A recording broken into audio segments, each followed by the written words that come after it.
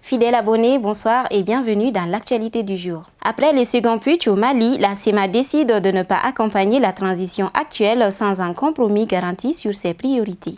Présente au sein du premier gouvernement de transition et du Conseil national de transition, l'organe législatif, la coordination des mouvements de l'Azawad, réclame des gages sur l'application effective des dispositions de l'accord de paix et des réconciliations d'Alger signé en 2015.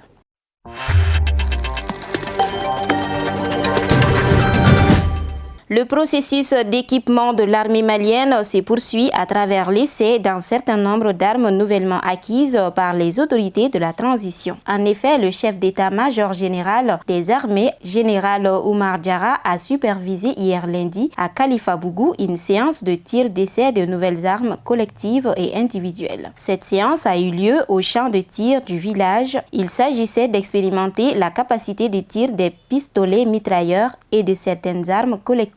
Elle a aussi été l'occasion de tester des véhicules blindés de reconnaissance rénovés du régiment de l'escadron de Kati, ont rapporté les FAMA dans un communiqué.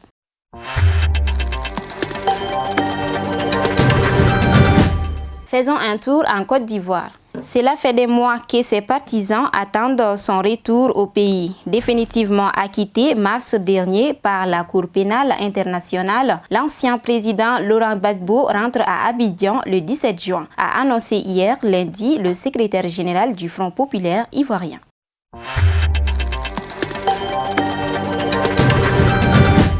Après avoir fui Goma à cause du volcan Nyiragongo, les déplacés font leur retour suite au manque d'assistance et à la non-viabilité des sites d'accueil. Ils disent aujourd'hui préférer mourir à cause du volcan que mourir de faim, alors que la menace d'une nouvelle éruption plane toujours.